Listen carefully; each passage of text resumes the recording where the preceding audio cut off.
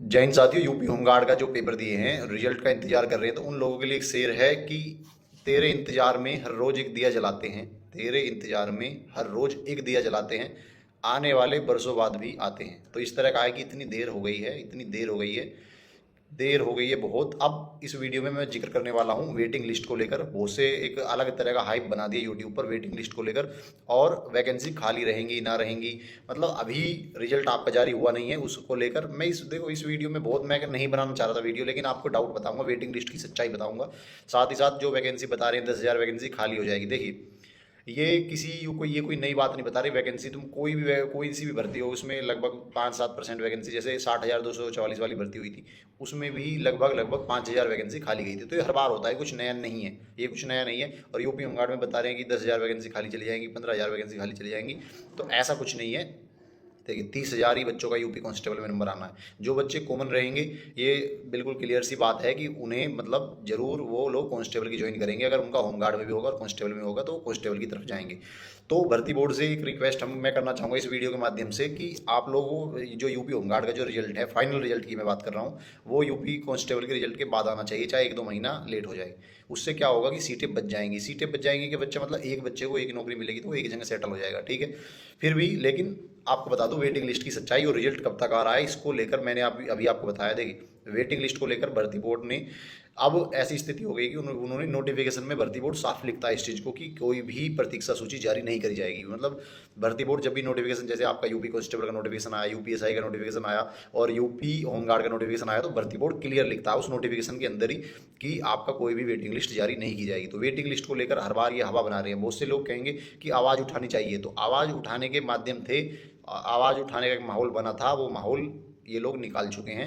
माहौल जो बना था वो ख़त्म हो चुका है बहुत। तो मैं आपको बता दूं, चीज़ें आपको जैसा लग रहा है ना, इतने इंटरेस्ट में है नहीं चीज़ें, ठीक है। आप लोग देखिए, मैं एक चीज़ आपको बताता हूँ कि हमेशा मतलब आंखें खोलकर चीज़ों को देखना चाहिए। विवेक सर अब रोज़ यूपी होमगार्ड के लेकर एक वीडियो बना रहे हैं कि 10,000 सीट खाली हो जाएंगी, वेटिंग लिस्ट का मुद्दा अगर हम कर रहे हैं, तो हम, मैं वो नहीं कह रहा कि वो गलत कर रहे हैं, वो गलत नहीं कर रहे हैं, लेकिन उन्होंने एक नया बैच चलाया है और वो उस नए बैच को लेकर अपना कार्यक्रम करा रहे हैं, ठीक है। अगर वो 5 मिनट की वीडियो बना रहे हैं तो 3 मिनट वो अपने कुरुक्षेत्र बैच के बारे में बता रहे हैं। तो अगर 5 मिनट की वीडियो बना रहे हैं तो ठीक है। तो मैं आपको बता दूं, ऐसा कि वैकेंसी 10,000 खाली चली जाएंगी, तो ऐसी चीज़ें नहीं होंगी, आप लोग देख लीजिएगा चीज़ें।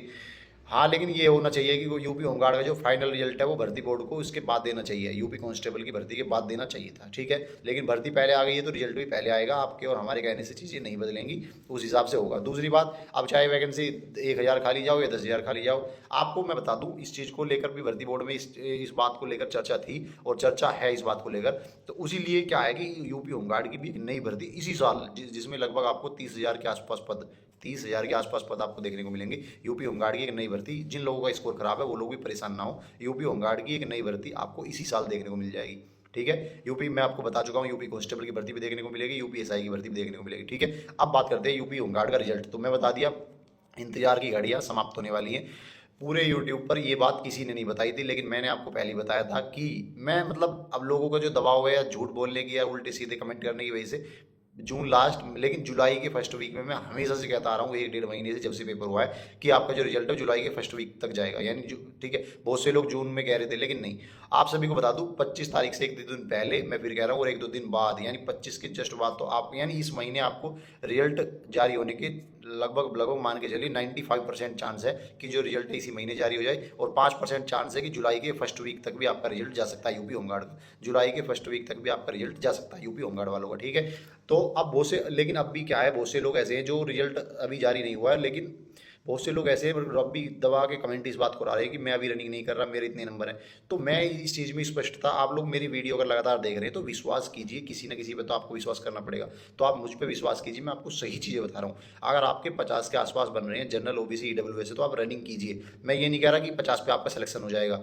सिलेक्शन के लिए मैंने आपको कट ऑफ अलग से बता रखी है, आप लोग उस कट ऑफ पर जरूर मतलब ध्यान रखिए, लेकिन चांस बन सकता है, क्योंकि नॉर्मलाइजेशन किस तरीके से खेल करेगा अभी किसी को नहीं पता। अभी बहुत सारी चीज़ें अंडर कवर है, मतलब जो चीज़ें आपको नहीं पता, कई कई शिफ्टों में कई कई क्वेश्चन डिलीट हो रहे हैं और वो बहुत बड़ा अंतर पैदा करेंगे। तो अगर आपके 50 के आसपास बन रहा है, मैं फिर कह रहा हूँ आपके 50 के आसपास बन रहा है जनरल, ओबीसी, ईडब्ल्यूएस, तो आप रनिंग कीजिए। लड़कियों के लिए 45-46 से ज़्यादा बन रहा है तो आप रनिंग कीजिए। मैं ये नहीं कह रहा 35 वाला भी रनिंग करने जाओ, मैं ये नहीं कह रहा 40 वाला भी रनिंग करने जाओ, उन लोगों का नंबर नहीं आएगा। लेकिन जितना मैंने बताया, अगर आपका इतना बन रहा है तो आपको ठीक है भाई, रनिंग करने आपको जाना चाहिए, बिल्कुल जाना चाहिए, क्योंकि रनिंग इतनी आसान नहीं है। और अगर बाई चांस आपका नंबर आ गया तो फिर आपके हाथ में कोई चीज़ें नहीं रहेंगी। ठीक है, तो मैं फिर आप लोगों से बता रहा हूँ, यूपी होमगार्ड के लिए मैं बता दूँ 50 से ज़्यादा वाले जरूर रनिंग करें। 50, क्योंकि 50 से ज़्यादा मैं क्यों कह रहा हूँ उसका एक रीज़न समझ लीजिए कि यूपी होमगार्ड में मैं ये क्यों कह रहा हूँ। सिलेक्शन के लिए कट ऑफ मैंने बताई हुई है, कट ऑफ तो आपकी हो ही रहनी है 50, मतलब जो मैंने बताई है 60 के आसपास जो भी है फाइनल। लेकिन 50 का एक ऐसा स्कोर है, इसमें अगर ऊंच नीच हुई थोड़ी बहुत नॉर्मलाइजेशन की तो नंबर आ सकता है। मतलब 50 का एक स्कोर ऐसा आया कि अगर उसमें कुछ जुड़ जाए तो वो आपको मतलब सिलेक्शन तक ले जा सकता है। लेकिन 35 वालों के लिए वो चीज़ नहीं है, ना 40 वालों के लिए चीज़ है वो, ना 45 वालों के लिए चीज़ है वो कि ऊपर नीचे हो गए मतलब सिलेक्शन तक। लेकिन 50 का स्कोर ऐसा है, 50-55 का स्कोर ऐसा है कि आपको सिलेक्शन तक ले जा सकता है, क्योंकि अगर उसमें 5-7-10 नंबर जुड़ गए तो आपका काम बन भी सकता है। ठीक है, तो कट ऑफ के लिए मैंने फिर बता रखा है, और मैं फिर बता रहा हूँ जो 50 से ऊपर वाले वो रनिंग जरूर करें, जरूर करें, जरूर करें।